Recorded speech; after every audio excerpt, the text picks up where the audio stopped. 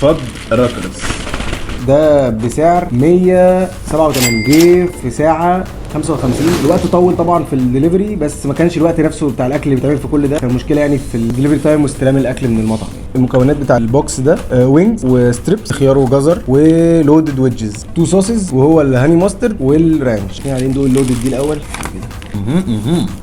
في فيها هالبينو كمان. انا حاسس انها مش عارف، حاسس عادي يا راجل. ليه؟ كنت فاكر ميكس الويدجز هيبقى الطف مع فكره اللودد دي اكتر من كده. هي عشان هي مشويه. نبدا بالستريبس. تخش بالستريب. في حاجه عامه هنا في 5 ستريبس و 1 2 3 4 و6 وينجز، مش عارف الرقم اصلا، ولودد فرايز. كواليتي فور ماني، هو ده. نخش على الوينجز. مش عادي عاديه قوي يعني.